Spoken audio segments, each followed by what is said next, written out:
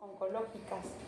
Este tema, además de que me gusta mucho exponerlo tanto a ustedes como a los residentes que son los médicos de primer contacto e internos, sí me gusta siempre dejar en claro la importancia de que nosotros sepamos identificarlas, porque probablemente en el manejo inmediato no todos vamos a estar involucrados, pero sí es importante que al menos estemos alerta para que quien lo vaya a tratar o se hagan las medidas pertinentes pues, para evitar que esto progrese. Actualmente las tasas de supervivencia en cáncer infantil han mejorado muchísimo, tanto por los avances en el tratamiento, la mejor terapia de soporte y tanto por mejor esquemas de antibióticos, profilaxis, quimioterapia, terapia intensiva y todos los especialistas que se involucran en el manejo del paciente oncológico. Pero todavía tenemos las... ¿Sí está prendido esto? No me... Como acercándolo. Ahí está.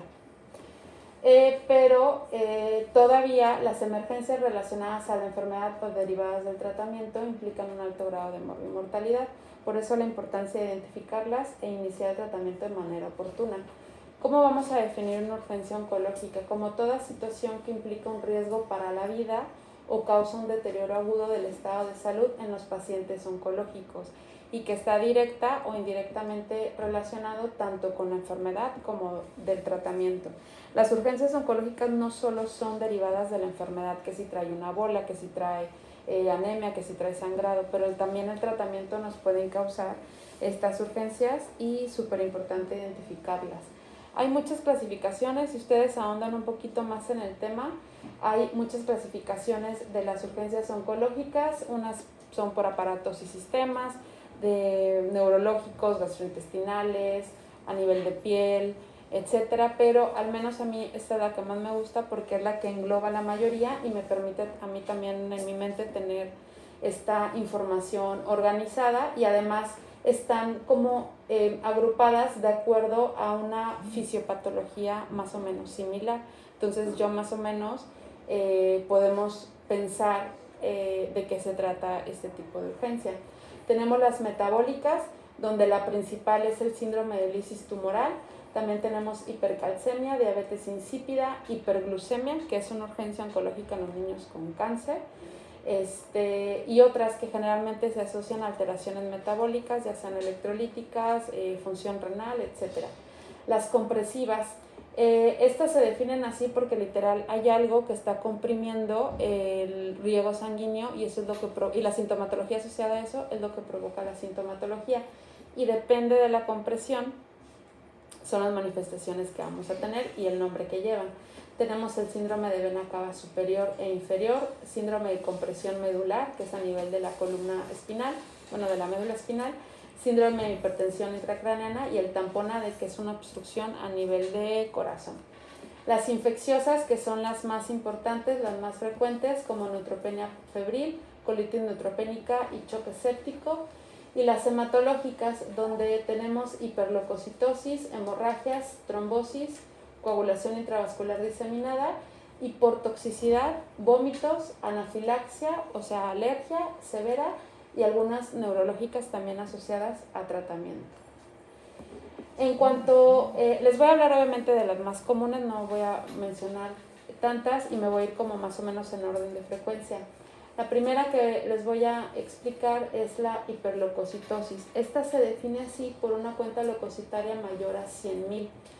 En aquellos pacientes, esto lo vamos a ver en leucemias nada más, y principalmente en leucemia linfoblástica aguda hasta en un 15%, sobre todo en aquellos pacientes que tienen menos de un año, leucemia de células T, que tienen afección mediastinal, o sea que tienen tumor mediastinal asociado a la leucemia, o que tengan datos de alteraciones neurológicas. En las leucemias mieloides agudas hasta en un 25% y en las leucemias mieloides crónicas.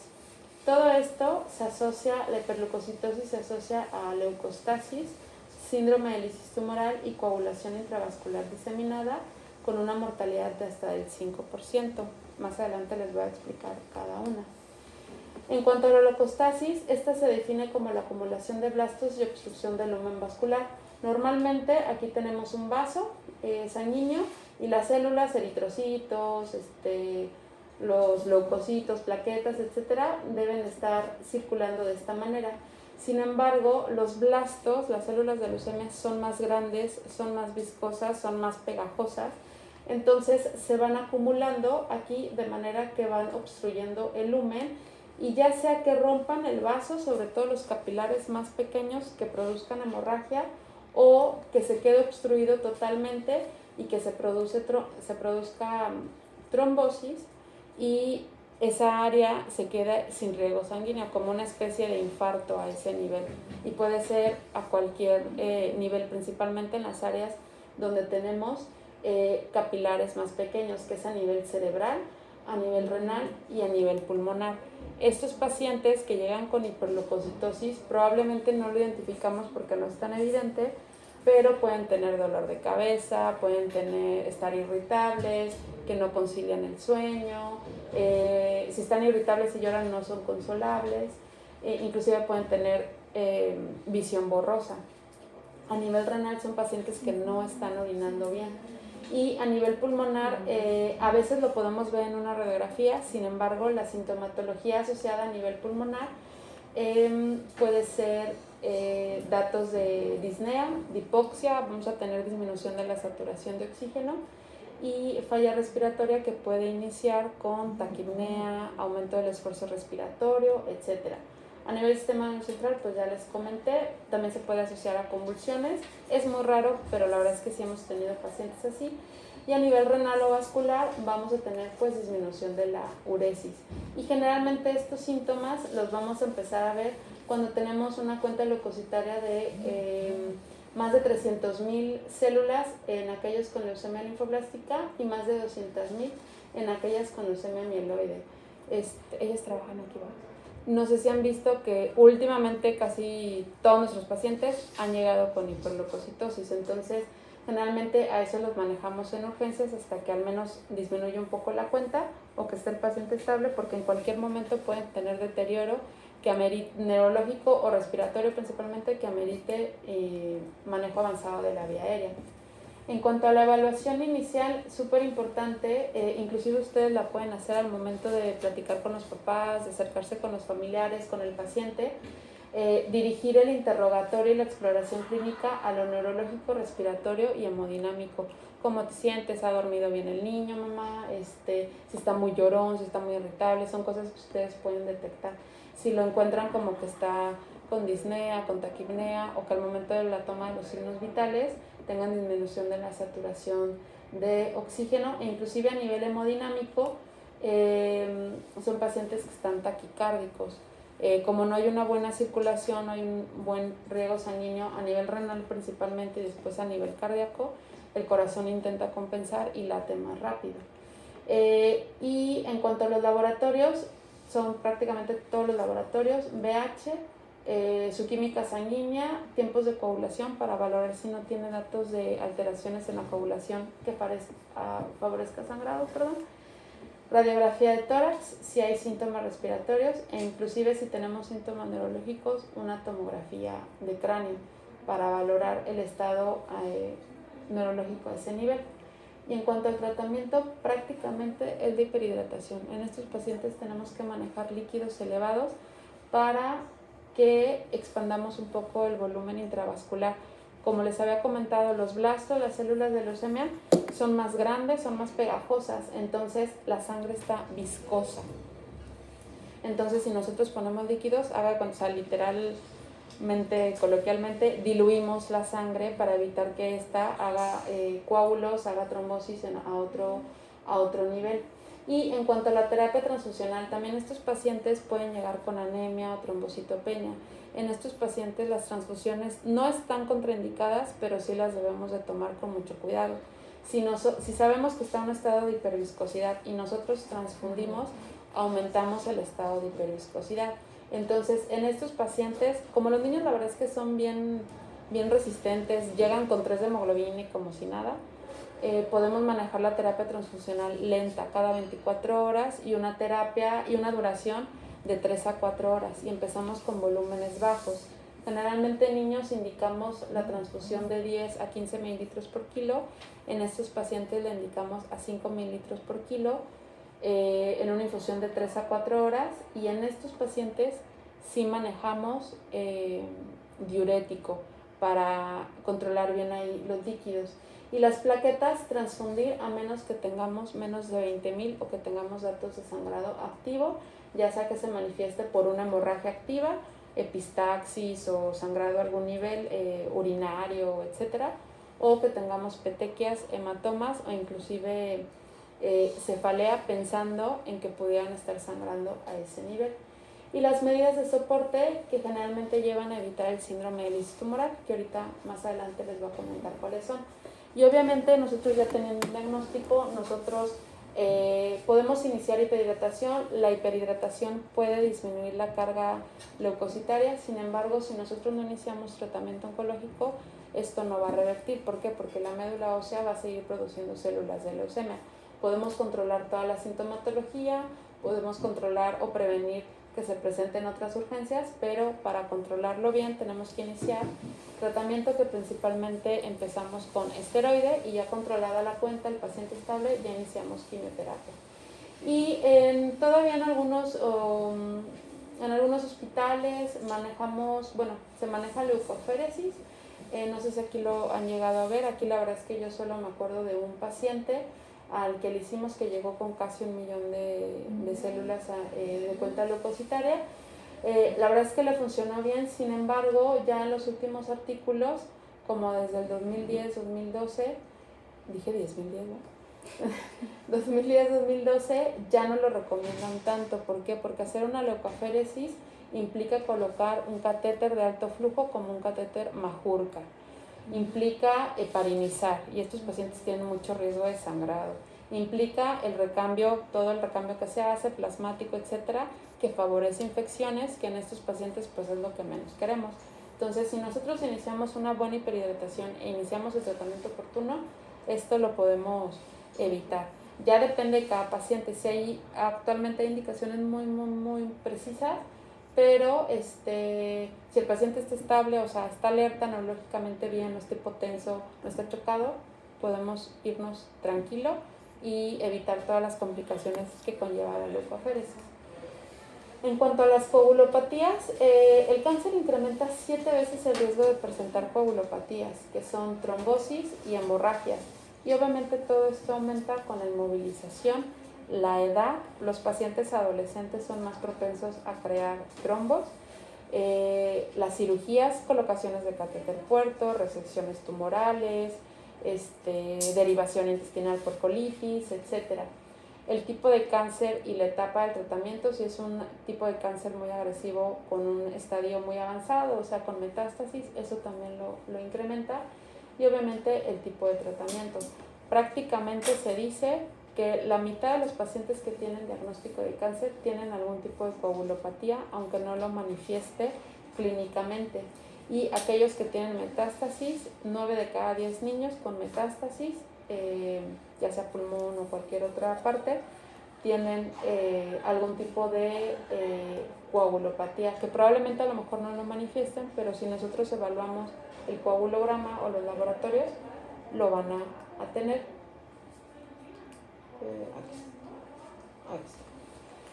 Y en cuanto a las hemorragias, estas tienen una mortalidad en 10%, pues todos sabemos lo que es una hemorragia.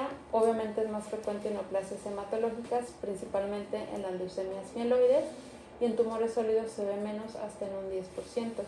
Y hemorragia se puede presentar a cualquier nivel: melena, hematuria, hematemesis, hematoquesia, hemoptisis, epistaxis, sangrado vaginal. Inclusive la última niña que nos llegó justo estaba en su periodo, llegó con 6,000 plaquetas y sangrado y no lo podíamos controlar. Lesiones ulcerativas, ya sea a nivel de piel, a nivel anal, luego hacen fisuras, a nivel de la boca al momento de traumatizarse con el cepillado, equimosis, petequias y hematomas. Eso representa una urgencia. El niño puede estar estable, pero sí aquellos pacientes que presenten alguna de estas es indicativo de iniciar terapia transfusional. Las causas, principalmente la trombocitopenia, ya sea por consumo o por baja producción, consumo, principalmente cuando son neoplasias hematológicas, por la quimioterapia, y baja producción, obviamente, por la misma neoplasia hematológica. Disminución de la síntesis de los factores de coagulación por falla hepática.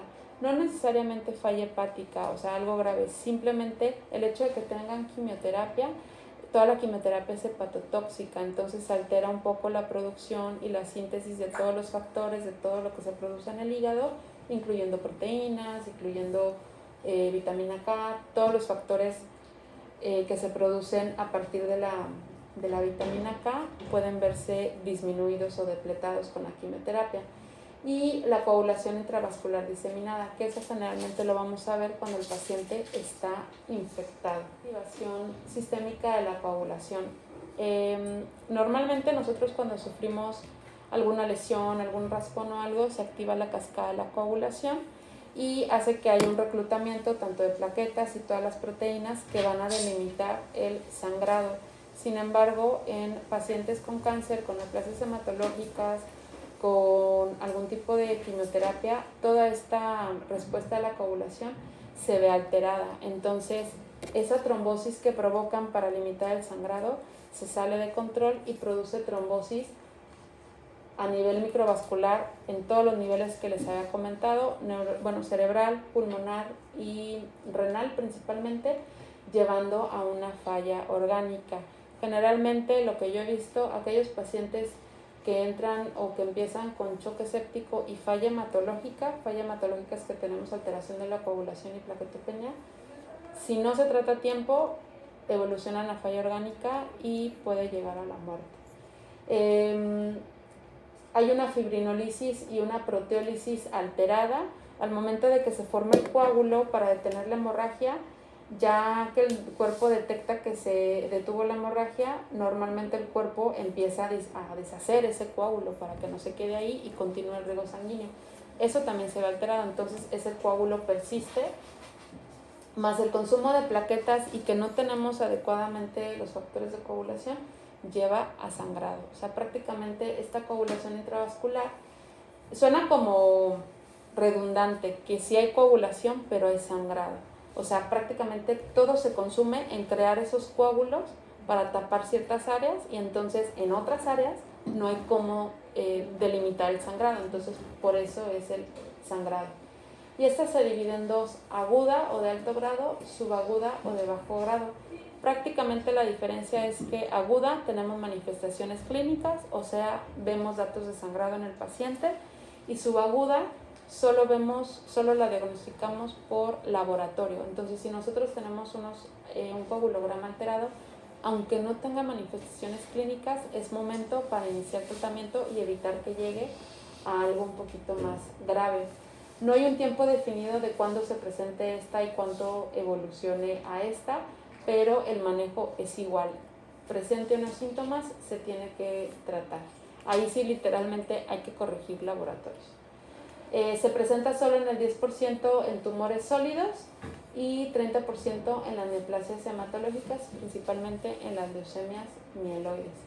Y las manifestaciones clínicas, la verdad es que pueden ser múltiples, desde un sangrado mayor, lesión renal aguda, que dejen de orinar, que tengan falla hepática, que empiecen con dificultad respiratoria o alteraciones del sistema neurológico. Prácticamente es como la misma sintomatología asociada a hiperleucocitosis. Y el diagnóstico por laboratorio es trombocitopenia más elevación del dímero D, prolongación de los tiempos de coagulación e hipofibrinogenemia. Con esto tenemos el diagnóstico y importante iniciar de manera oportuna. Terapia transfusional más vitamina K. ¿Y cómo se va a indicar? Las plaquetas indican un concentrado plaquetario por cada 10 kilos o 4 concentrados plaquetarios, que equivale a una féresis por metro cuadrado. Entonces, generalmente, no sé si has visto que a los niños ya mayores de 20 kilos es la féresis completa y a los menores es media féresis, que equivale más o menos a esto. Plasma fresco congelado y aquí me falta poner concentrado eritrocitario de 10 a 15 mililitros por kilo y crioprecipitados también de 10 mililitros por kilo, y la vitamina K va de 3 a 10 miligramos al día, o inclusive si es grave podemos dejarla cada 12 horas. En cuanto a las urgencias metabólicas, la principal es el síndrome de lisis tumoral y es de la única que voy a hablar porque es de lo que más vemos. Afortunadamente logramos controlar a los pacientes, pero es prácticamente con cada leucemia viene un niño con lisis tumoral. Se presenta hasta en un 50% de las leucemias y algunos otros cánceres que ahorita les voy a mencionar, pero prácticamente en leucemias la mitad de los pacientes van a tener lisis tumoral y es un síndrome que se caracteriza por un conjunto de signos y síntomas con anormalidades metabólicas secundarias a la muerte de las células tumorales, liberando sustancias intracelulares a la circulación. Quiero ver si traigo, aquí está. Se caracteriza por la triada de hiperuricemia, hipercalemia o hiperpotasemia e hiperfosfatemia. Estos son los criterios: niveles de ácido úrico más de 8, un potasio más de 6, un fósforo, ahí equivale el fósforo a más de 4.5, un calcio iónico más de 1.7 o más de 10 y una creatinina 1.5 veces mayor a lo esperado para la edad. Este puede ser espontáneo, que lleguen ya con lisis tumoral, o puede ser secundario al inicio de la quimioterapia. Entonces, por ejemplo, la leucemia, que es uno de los cánceres que más se asocia a lisis tumoral, tenemos aquí las células tumorales, por ejemplo, ya sea en la sangre o en el ganglio linfático. Se inicia tratamiento con quimioterapia y estas células se rompen, liberando todas esas toxinas a nivel de la sangre, que es el potasio, el fósforo y el ácido úrico.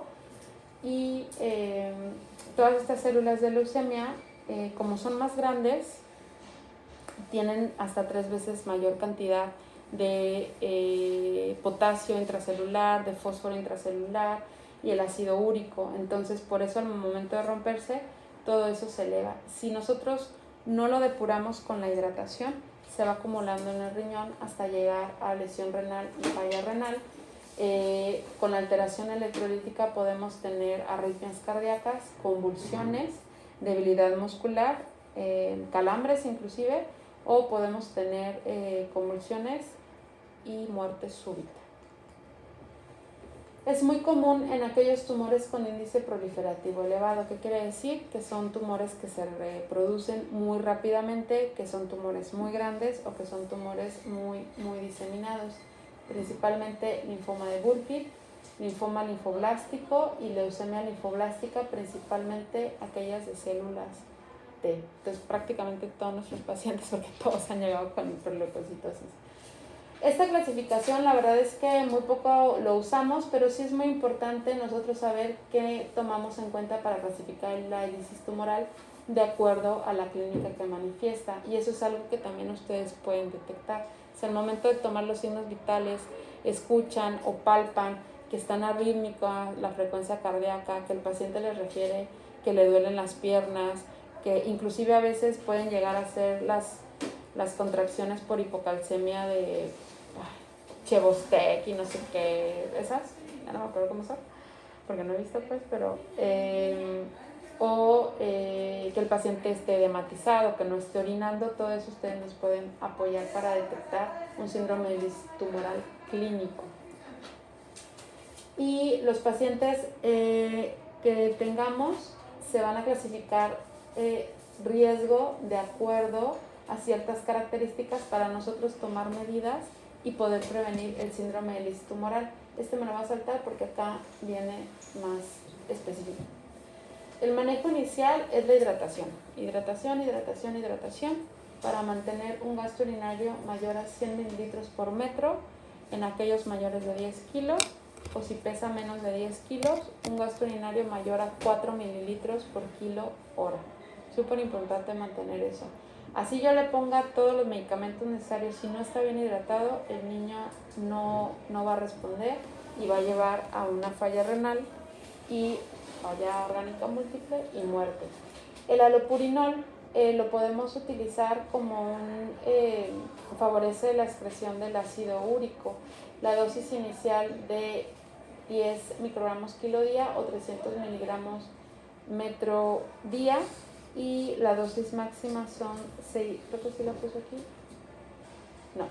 La dosis máxima son de 800 miligramos al día, entonces sobre todo en los adolescentes les podemos dar la dosis necesaria para que esto vaya eliminándose, favorezca la eliminación. Corregir alteraciones metabólicas que lo requieran. Como también se caracteriza por hiperfosfatemia, también usamos quelantes de fósforo, como cuáles: el hidróxido de aluminio, el carbonato de calcio, que son las TUMS. Todo eso nos ayuda a disminuir el fósforo. Si nosotros tenemos un fósforo muy aumentado, además de que se precipita en cristales en el riñón y lo tapa, podemos tener alteraciones neurológicas y muerte súbita. Y todavía hay algunos médicos y hay algunas escuelas todavía a nivel nacional que usan el bicarbonato cuando tenemos este tipo de pacientes. La verdad es que ya no está recomendado desde el 2008 el uso de bicarbonato por muchas razones. La principal es porque el uso de bicarbonato favorece la nefrocalcinosis. ¿Qué quiere decir? Como tenemos alteración de fósforo y magnesio, si tenemos un pH alcalino, que es lo que favorece el bicarsol, es más fácil que este exceso de electrolitos se precipite, se calcifique y se hagan litos y tapen el riñón, y evitar pues la depuración de todas estas sustancias.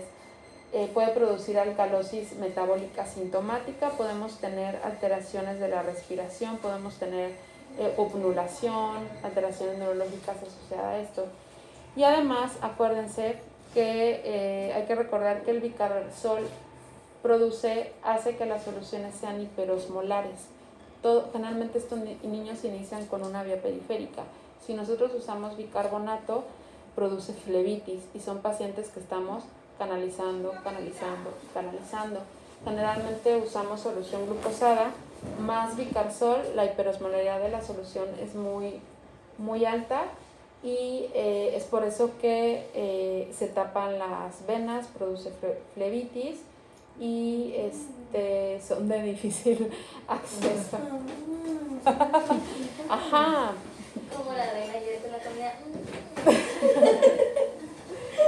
Y entonces, además de esta razón, que es como que la más importante, al menos yo tomo en cuenta también esas cosas, porque luego son niños súper chonchitos que de por sí son de difícil acceso, y usamos este tipo de soluciones, pues más favorecemos la flebitis y que sea una solución irritante. ¿Cómo clasificamos a estos pacientes? En riesgo bajo, riesgo intermedio y alto riesgo. Prácticamente ahí nosotros nos basamos en el tipo de leucemia, la cuenta leucocitaria y el nivel de DHL. La DHL es la deshidrogenasa láctica, que se mide en sangre, y su elevación nos orienta a nosotros qué tan rápido se está reproduciendo el tumor. Si tenemos una DHL elevada a más de 500, podemos pensar que es un tumor que se está reproduciendo rápidamente, y lo clasificamos en riesgo intermedio o en alto riesgo, dependiendo de qué otras características tengan. Aquellos que son de bajo riesgo, generalmente lo único que necesitan es hidratación y tomar sus laboratorios de manera continua, y nada más. Aquellos de riesgo intermedio estrictamente tendrían que estar manejados con un catéter venoso central y tendrían que estar manejados en terapia intensiva. Obviamente no podemos hacer eso por la poca capacidad que tenemos, y porque pues siempre está saturado terapia intensiva. Hay otras prioridades. Sin embargo, en estos pacientes lo más importante es que, además de los líquidos, ya nosotros iniciamos el manejo preventivo, que es alopurinol o algún quelante de fósforo, aunque los laboratorios salgan normales. Y el alto riesgo prácticamente es estricto de tener un catéter venoso central y estar en terapia intensiva. A veces no logramos el ingreso a terapia por falta de lugar, pero sí tienen un catéter venoso central. ¿Por qué? Porque en estos pacientes sabemos que los catéteres no son para tomar laboratorios, pero son pacientes a los que les podemos evitar las punciones, a los que vamos a manejar grandes volúmenes de líquidos, a los que vamos a estar manejando electrolitos. Acuérdense que también los electrolitos pueden ser irritantes. Entonces, prácticamente los pacientes que veamos que tienen catéter son pacientes de alto de alto riesgo. Y siempre vigilar la uresis, lo más importante. Aquí menciona la rasburicasa. La rasburicasa es un medicamento que no tenemos en México, pero que es buenísimo. Es dosis única y prácticamente deshace y previene con una sola dosis la formación de cristales de ácido úrico y que se siga formando para evitar que se precipite.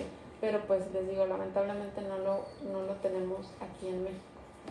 Y en cuanto a la complicación más frecuente, tenemos la lesión renal aguda hasta en un 30%. No sé si conozcan a Esteban. Él, por ejemplo, hizo mucha lisis tumoral. Él hizo, bueno, no es como que mucha, él era un paciente de alto riesgo de desarrollar lisis tumoral porque tiene el diagnóstico de un linfoma de Burkitt diseminado porque estaba en todo retroperitoneo, o sea, no estaba localizado. Estaba en todo retroperitoneo, además de que tiene infiltración al sistema nervioso central y a médula ósea, entonces era un tumor muy agresivo y que se replica muy rápido. Entonces apenas se inició manejo con esteroide, bueno, no sé si conozcan la historia.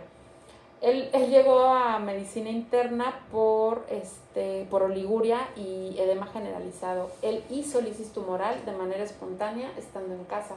Lo manejaron como un síndrome nefrótico, porque la verdad es que nunca encontraron bola como tal, o sea, no estaba bien definido la lesión. Entonces, uno de los manejos del síndrome nefrótico es esteroide. No sé si han escuchado que el esteroide para nosotros es como bien sagrado, solo cuando ya tenemos todos los resultados, cuando tenemos un diagnóstico lo iniciamos.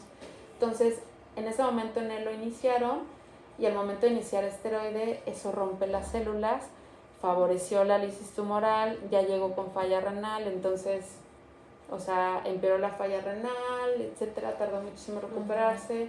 Luego se inició la quimioterapia, hizo más lisis, entonces fue como que una tras otra. Además, pues hubo necesidad de una nefrectomía por lo diseminado que estaba el tumor, entonces ahorita él es monorreno y él tiene lesión renal aguda, secundario a la lisis tumoral, ni siquiera al tumor, sino a la lisis tumoral. Entonces, de ahí la importancia de uno hacer bien el diagnóstico de lisis tumoral, obviamente de cáncer, pero también de cuidar los líquidos, de que estos pacientes siempre estén orinando. Y generalmente la lesión renal aguda, como les había comentado, es secundaria a la precipitación de los cristales de ácido úrico fosfocálcicos en el nefrón distal. Esto produce inflamación regional a nivel de las nefronas y a nivel del riñón, y luego sistémica se va haciendo como de más chiquito a más grande a las arterias renales, aorta, etcétera, y puede llegar a favorecer episodios de isquemia, o sea, de infartos a nivel renal, y esto puede llevar a falla orgánica múltiple también. Dentro de las urgencias compresivas, de las principales tenemos el síndrome de vena cava superior. La verdad es una de las más graves al momento de presentarse. Solo se presenta hasta el 5% de los pacientes que tienen algún tipo de cáncer. Y esto generalmente se debe a la obstrucción del flujo venoso total o parcial de la vena cava superior, que sabemos que drena todo el sistema venoso de miembros superiores y cabeza. Y se va a manifestar con edema facial de extremidades superiores, ingurgitación yugular, puede tener síntomas neurológicos porque va a haber una mala irrigación a nivel de cabeza, dolor de cabeza, letargo, alteraciones del sueño, irritabilidad, y puede haber red venosa colateral. Y también podemos, no puse fotos, y ahí está, menos que no se ve, voy a apagar un poquito la luz. Y se ven así los pacientes. Si ven que está un poquito rubicundo, y de hecho no se ve como bola ni nada, pero pues al ver esto y al ver la rubicundez nosotros podemos pensar que hay un síndrome de vena cava. Son dos: obstrucción en el 95% de causa tumoral y trombosis. Todo paciente pediátrico al menos que llegue con datos de síndrome de vena cava superior es cáncer hasta no demostrar lo contrario. De ahí la urgencia y de ahí la importancia de este tipo de síndrome. Principalmente se asocia a linfomas no Hodgkin, linfomas de Hodgkin, leucemias, tumor de células germinales y algunos sarcomas que están causando obstrucción a ese nivel y que produzca todas las manifestaciones. O puede presentarse por trombosis asociadas a catéter venoso central o puertos. Todos nuestros niños tienen, bueno, no todos, pero la mayoría tienen puertos. y es cáncer. Entonces es un síndrome que corremos el riesgo de que lo presenten tanto al diagnóstico por causa tumoral como después por portar un dispositivo a ese nivel. En cuanto a la evaluación inicial, obviamente la sospecha clínica, al ver un paciente, todos los que yo he visto llegan así como este niño, y generalmente son niños chiquitos igual, llegan así, rubicundos, están agitados y tienen su red venosa colateral. Y en aquellos pacientes que lo sospechemos, solicitamos radiografía de tórax, anterior, posterior y lateral, para valorar si hay algún tipo de tumor mediastinal principalmente, o identificar cuál es la causa de la obstrucción. Un ecocardiograma para valorar también tanto la función como para ver si no viene de ahí la obstrucción, y una tomografía de tórax para ver las estructuras que están afectadas y valorar cuál pudiera ser la causa para inclusive darle tratamiento. En estos pacientes, sobre todo cuando debutan con un síndrome de vena cava superior, es muy importante la confirmación diagnóstica. Ya está súper estudiado que al menos en 48 horas nosotros tenemos que tener algún espécimen que nos permita tener el diagnóstico. ¿A qué me refiero? Probablemente yo no tenga un diagnóstico. Si es un tumor sólido, tomamos biopsia, probablemente en 2 días no me van a dar el resultado de la biopsia. Pero si yo haber tomado una muestra, una biopsia considerable de buenas características para que sea estudiada, ¿por qué? Porque en 48 horas yo tengo que iniciar tratamiento. Si yo no inicio tratamiento, las complicaciones y las secuelas pueden ser permanentes, principalmente neurológicas, o son pacientes que se deterioran a nivel respiratorio, terminan intubados. Como el síndrome de vena cava superior se produce por una obstrucción a este nivel, que generalmente viene de mediastino, si nosotros tenemos que intubar, cuando tenemos un paciente intubado está relajado y está sedado. Si nosotros relajamos, todos los músculos de aquí se caen, o sea, se relajan, y es más la obstrucción, no sé si me explico. Entonces, al momento de que está intubado, si nosotros relajamos toda su musculatura, todos sus órganos, es muy difícil sacar a esos pacientes adelante, o sea, retirarles el ventilador. Entonces, aún habiendo iniciado tratamiento, en estos pacientes procuramos que si les tenemos que hacer una tomografía o les tenemos que hacer un ecocardiograma, sea despiertos para no sedarlos y que no caigan en ese deterioro respiratorio. Y si son niños, generalmente lo que recomendamos es que tenga al papá ahí a un lado o a los dos papás, que esté lo más tranquilo posible, porque la irritabilidad, el llanto aumenta la presión arterial sistémica, aumenta la obstrucción, aumenta la rubicundez y aumenta la dificultad respiratoria. Que estén tranquilos. Si le vamos a hacer el estudio, los hacemos taquito, o prácticamente en estos pacientes, si no hay otra forma de hacerles el estudio o de hacerles una biopsia que no sea, o sea, que necesiten la sedación, se intuban desde antes para no estar en la urgencia del procedimiento haciéndolo.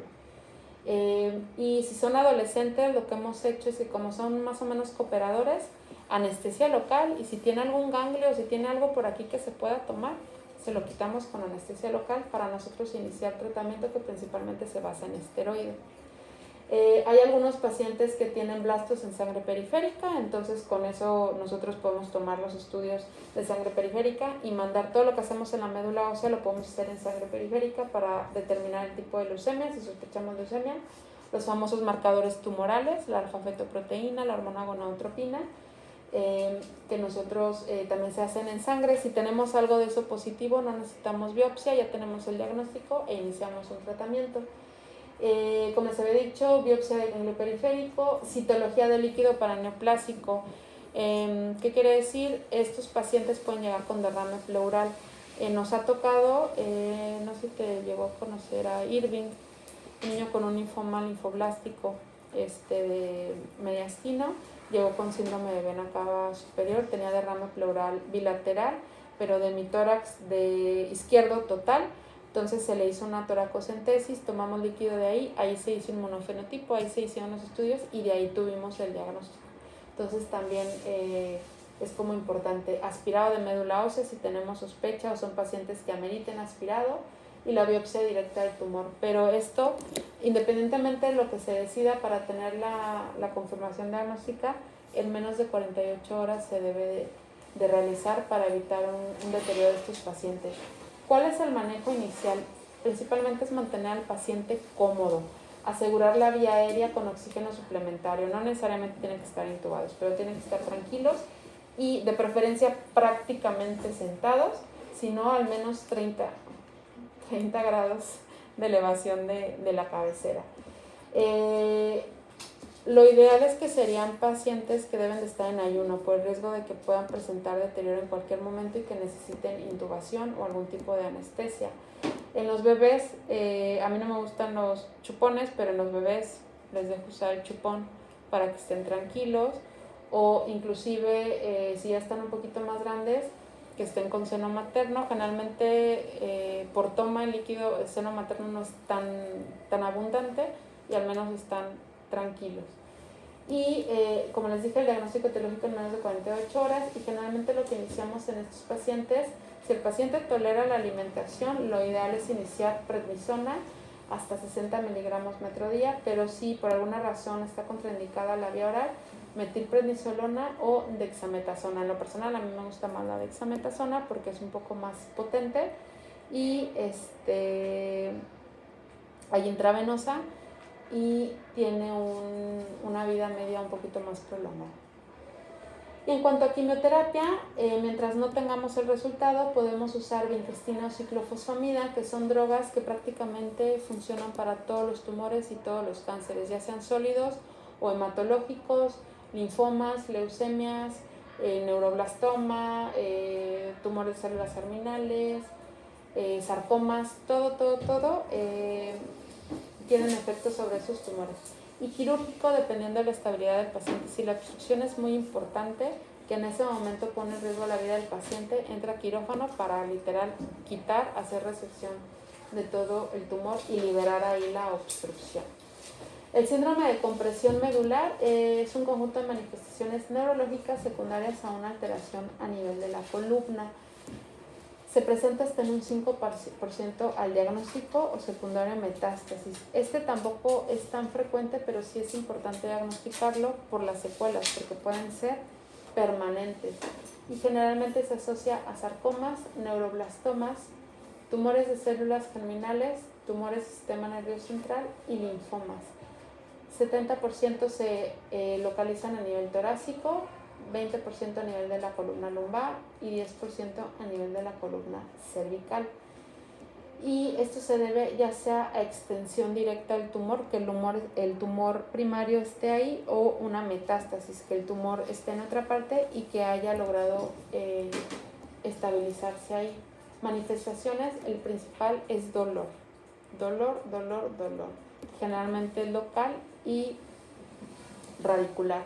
Radicular, ¿qué quiere decir? Han tenido el famoso dolor de la ciática. Así.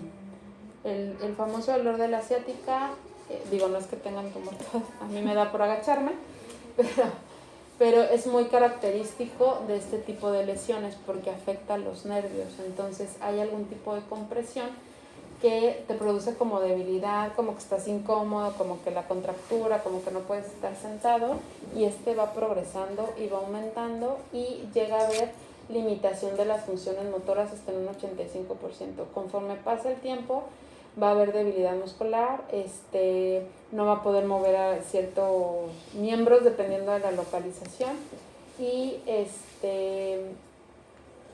no va a haber mejoría, no va a mejorar con ningún tipo de analgésico ni antiinflamatorio. Alteraciones sensitivas hasta en un 40% y la mitad de los pacientes pueden tener incontinencia. Aquellos pacientes que llegan con dolor y que de repente dice la mamá, es que él se aguantaba pero ya no se aguanta, ya me hacen el pañal, ya no me avisa, hay que al menos tomarle una radiografía de columna para ver qué es lo que está pasando. Puede ser incontinencia urinaria o incontinencia fecal también. Esto es nada más un diagrama de cómo se puede, por qué se pueden dar estas manifestaciones, ya sea que el tumor provenga de la vértebra, ya sea que venga de la médula espinal y que se extienda a la vértebra, o que se produzca en los nervios simpáticos y parasimpáticos, que son los que salen de aquí, y que se extienda y se introduzca a la médula espinal. Y en cuanto a la evaluación inicial de la clínica, lo que les había dicho, el dolor, alteraciones motoras e incontinencia es lo más importante.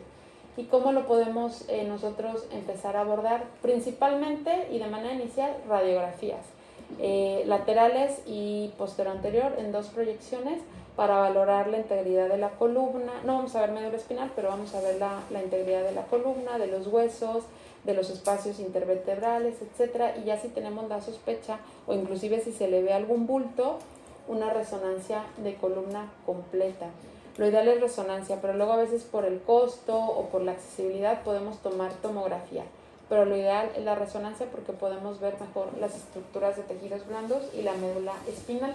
Y aquí, por ejemplo, tenemos una metástasis de un paciente con un tumor de cabeza, era un ependimoma e hizo metástasis aquí. Él, si checan, se ve íntegro todo, o sea, no se ve que haya compresión, que esté apretado, que esté creciendo, pero él tenía dolor a nivel de la espalda. Era un adolescente y tenía dolor. Entonces ahí lo encontramos, se inició tratamiento y el dolor se le quitó. Afortunadamente fue pronto y no hubo ninguna otra cosa. Tratamiento, inmovilización. Si nosotros tenemos la sospecha, no hay que mover a ese paciente. Si tenemos algún tipo de lesión a nivel vertebral o a nivel de la médula espinal, si nosotros movilizamos, tenemos riesgo de mayor lesión o de fractura patológica que puede empeorar la sintomatología del paciente. Y en esto, todo paciente que tengamos la sospecha, aquí sí podemos iniciar el esteroide de manera inmediata. Generalmente los tumores que se encuentran ahí no son tan sensibles al esteroide, pero la verdad es que vale la pena iniciarla porque las secuelas son permanentes. Si nosotros nos tardamos más de 48 horas en iniciar esteroide, corremos mucho riesgo de que queden parapléjicos, paralíticos, y pues la verdad es que vale más iniciarlo. Ya nosotros vemos tomarle una biopsia o a ver qué sucede, pero sí es importante iniciar el esteroide de manera inmediata. Tienen un dolor incontrolable y para prevenir fracturas patológicas cuando la afección está en el cuerpo vertebral. Aquí, afortunadamente, pues sí nos han dado prioridad en cuanto a los pacientes oncológicos, pero luego no sirve el acelerador. Entonces, lo que iniciamos ahí es la dexametasona y la inmovilización. Totalmente acostado debe estar, ni doblado poquito, nada. Totalmente acostado. Y obviamente cirugía de urgencia en caso de inestabilidad de la columna o deterioro neurológico. Y si sabemos ya el diagnóstico y son tumores radioresistentes, pues también la cirugía. El esteroide pues y la quimioterapia no les va a ayudar.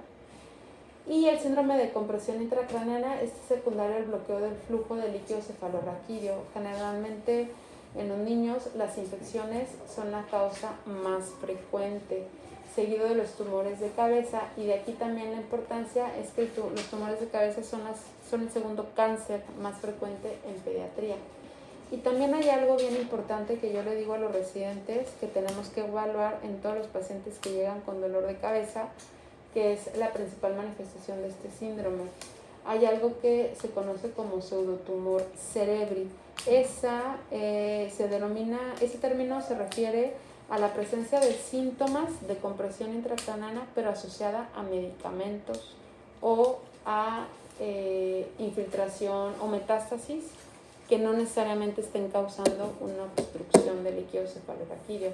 Por ejemplo, la dexametasona nos da mucho ese síndrome. No sé si han visto que cuando tenemos pacientes con dexametasona, de repente, doctor, es que está bradicárdico, es que le duele la cabeza, etcétera, y generalmente es por eso. Si no tiene alteraciones de la respiración, de hecho pueden estar hipertensos y bradicárdicos y el niño como si nada. Si no tiene alteraciones de la respiración, que sería necesario para completar la triada de Cushing, generalmente es el medicamento, la carbamazepina, la fenitoína. Hay un montón de medicamentos que pueden causar eso. Entonces, al momento de interrogar, bien importante pensar en qué medicamentos pudiera estar tomando. O la infiltración al sistema nervioso central, principalmente por leucemias, cuando tenemos un líquido cefalorraquídeo positivo para blastos, que no necesariamente quiere decir que hay una bola, pero sí produce un edema que produce la sintomatología de en estos pacientes. Y principalmente aquí rápidamente los tumores de cabeza, ¿cómo los dividimos? En niños tenemos el principal que se encuentra a nivel cerebral, que es el astrocitoma pilocítico, el meduloblastoma y como otra causa de síndrome de compresión intracraneana, síndrome de hipertensión intracraneana, tenemos la hidrocefalia, que también hay muchos pacientes con hidrocefalia congénita, o que tengamos infiltración o diseminación de algún tumor meningio. Inclusive hemos visto muchos pacientes con infecciones, con tuberculosis meningia, que se manifiestan así, con datos de hipertensión intracraneana, que se presenta con cefalea, náuseas y vómito. Y la cefalea es muy característica. Generalmente es una cefalea occipital, quiere decir que les duele mucho acá o a nivel del cuello, que despierta al paciente, que es en la noche o despierta al paciente. ¿Por qué?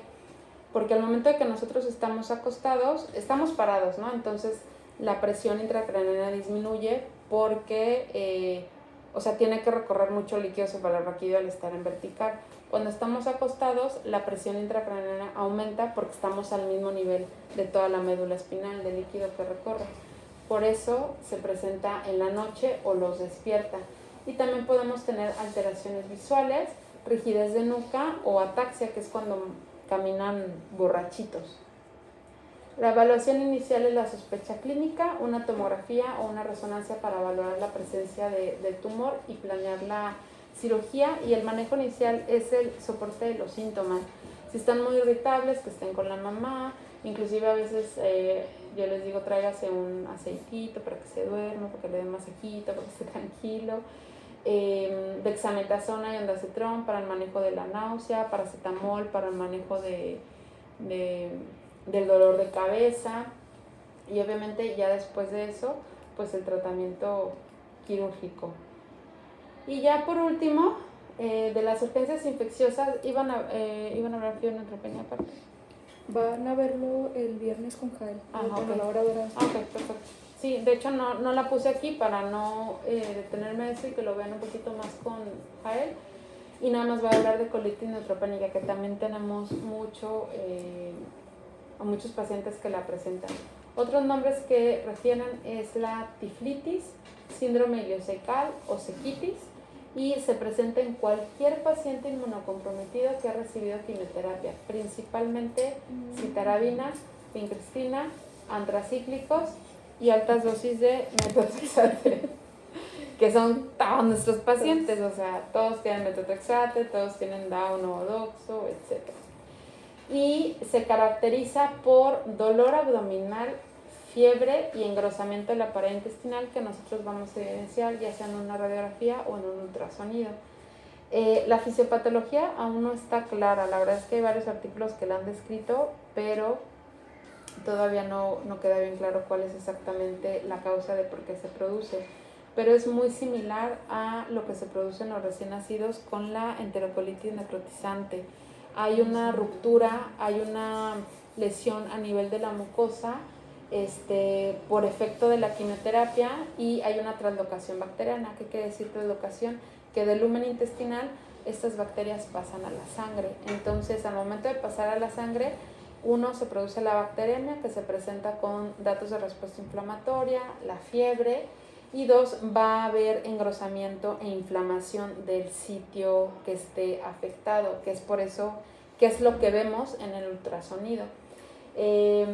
Va a haber edema y disrupción de la superficie de la mucosa, y aquellos que tengan, por ejemplo, datos de mucositis, pueden tener también mucositis a nivel intestinal. La mucositis son como las etapas iniciales.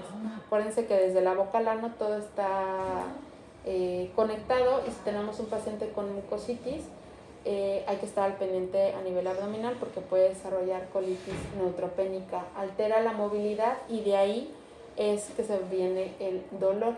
En las radiografías simples podemos ver haces intestinales dilatadas, líquido libre, o aire libre en cavidad, y el ultrasonido nos es útil por la accesibilidad, el costo y porque es un método no invasivo.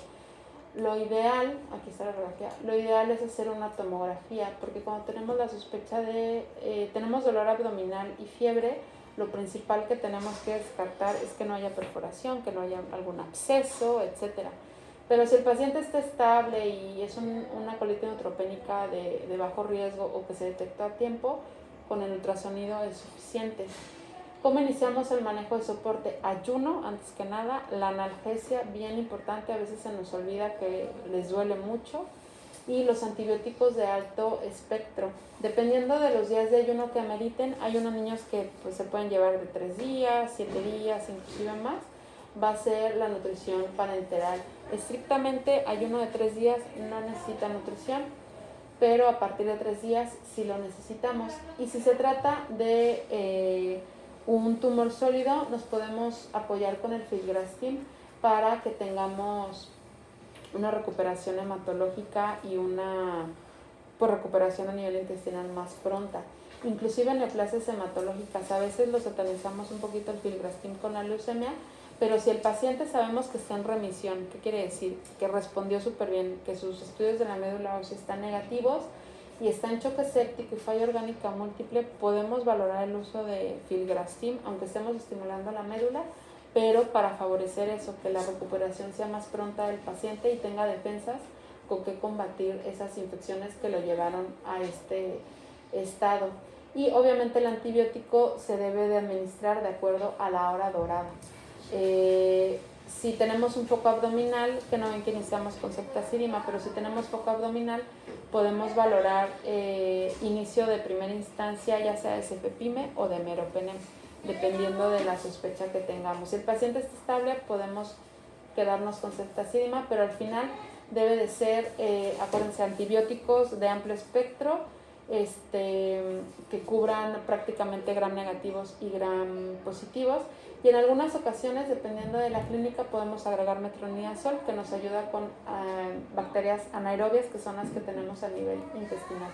Aquí, por ejemplo, tenemos las radiografías de abdomen de 2 pacientes con colitis neutropénica. En esta me gustó porque no sé si han escuchado, etcétera. El Clostridium es uno de los principales agentes que nos pueden causar colitis neutropénica, y estos producen una colitis pseudomembranosa. ¿Qué quiere decir? Que producen como una pus o algo así que forma membranas, que son estas que se ven aquí, y que es lo que hace que haya como una semiobstrucción y haya un dolor al momento de que se están formando esas membranas. Es lo que les produce mucho cólico a los niños, y esas membranas también evitan la absorción de los nutrientes. Entonces por eso son niños que tienen prácticamente hacen agua y la diarrea es muy acuosa. Y en estos, este paciente tiene colitis, no fue una colitis severa, pero se ve que hay mala distribución de aire. Generalmente debemos de ver el marco cólico, debemos de ver la burbuja a nivel del estómago, pero si checan, el aire está por todas partes, tiene coprostasis, aquí se ve un poquito de engrosamiento de la pared, pero así se ven las radiografías. Y en estos pacientes también es muy importante los pacientes oncológicos que estén evacuando diario. Si tenemos estreñimiento, tenemos lesión de la mucosa intestinal y tenemos popó dura ahí, al momento de que la va sacando, además de que favorecemos que las bacterias estén ahí más tiempo, al momento de que va saliendo, esa dureza de la popó puede lesionar o puede lastimar la mucosa, y eso hace que se introduzcan o que haya traslocación bacteriana. Por eso siempre estamos de que ya bajó, que nos quede fresco. Y en cuanto a la intervención quirúrgica, tenemos 4 indicaciones de cirugía en estos pacientes: que tenga datos de perforación intestinal, que tenga abdomen agudo, que tenga sangrado gastrointestinal incontrolado, ya sea de tracto digestivo superior, con hematemesis, hemoptisis, etcétera, o hematoquesia o rectorragia, etcétera, de tracto gastrointestinal inferior. Choque séptico refractario, que el paciente no responda a minas, que el paciente esté intubado y que aunque no tenga abdomen agudo como tal, no responda, esa asa se tiene que descomprimir, se tiene que liberar, entonces pasan a cirugía y se hace la derivación. O que tengamos la sospecha de absceso abdominal, pues prácticamente para drenarlo. Hemos tenido muchos pacientes que tienen dolor abdominal, que están chocados, pensamos que es colitis y resulta que era una apendicitis. Entonces, quitan el apéndice y santo remedio de la colitis. O al revés, ¿no? o al revés, que es apendicitis y resulta que era una colitis, ya tenía necrosis e isquemia intestinal y terminan derivados. Entonces, súper importante vigilar el dolor y las condiciones abdominales. Ay, la verdad es que son muchas urgencias, quise poner las más importantes, las que más vemos. Dígame. El porcentaje de padecimientos que usted mencionó aquí en oncología, ¿cuáles son los que más se dan? ¿De las urgencias? Sí. El síndrome de lisis. Lisis tumoral. Lisis tumoral y colitis neutropenia. Bueno, fiebre y neutropenia, que sería otra urgencia, nada más que no la mencioné aquí, la van a ver. Fiebre, neutropenia, síndrome de lisis tumoral y colitis neutropénica. Es lo que más hemos visto. La verdad es que sí, prácticamente todas las leucemias, no sé por qué, pero nunca había aprendido a manejar lisis tumoral como aprendí aquí, o sea, ni siquiera en la residencia, porque yo nunca había visto tantas lisis tumorales. Prácticamente todo paciente que llega con leucemia, todos traen lisis tumoral o la desarrollan. Se detecta pronto, se inician las medidas pronto. Y que yo recuerde, el único que que hizo complicación fue Jesús Ángel Navarro, que fue el año pasado. Llegó sin lisis tumoral, no tenía carga tumoral, o sea, el niño llegó con pancitopenia, de hecho. Inicié tratamiento y en menos de 48 horas ya tenía una creatinina de 3. El calcio se le bajó a 3, que eso es prácticamente mortal. Entonces estuvimos con bolos, el riñón se tapó, le pusimos fusión de FUR, el niño como si nada, ¿no? Y luego, como no sé si lo conocen, es bien preguntón. ¿Y qué me hacen? Y no sé qué. Pero hizo lesión renal aguda, afortunadamente 3-4 días después se destapó el riñón, la creatinina bajó, remitió la lisis, pero si no me equivoco ese fue el último, fue el año pasado, no sé qué, el año pasado llegó después de Mía Nicole llegó en 19, como a finales del 19. Y a partir de ahí, no. Y fiebre neutropenia, muchísima, casi todos se regresan por eso. Muchos llegan chocados, pero yo creo que las infecciosas, fiebre neutropenia, choques, colitis y lisis tumoral son las más frecuentes. Sí. De vena cava superior me acuerdo solo de 2 niños, compresión medular aquí no he visto, hipertensión intracraneana sí hemos visto mucho, pero como pasan a derivación rápido, remite rápido el cuadro, pero esos son como los que más he visto. Y bueno, como conclusiones, puede ser la manifestación inicial de la enfermedad que nos permite instalar un tratamiento oncológico a la brevedad. Pueden ocurrir durante todo el tratamiento, no nada más al debut. Pueden ocurrir al diagnóstico, ya sea secundario al tratamiento, o porque progresó, o porque recayó, etc. Entonces, en cualquier momento pueden presentar cualquiera. Y la intervención rápida es crucial en la práctica médica pediátrica que prolonga la supervivencia y la calidad de vida. Les digo, por ejemplo, Esteban, lamentablemente llegó a falla renal, su calidad de vida está súper mermada porque es monorreno, ha tenido múltiples hospitalizaciones, cualquier cosa le hace algo, entonces de ahí la importancia de que lo detectemos a tiempo y que también iniciemos el tratamiento de manera oportuna. Y nada más.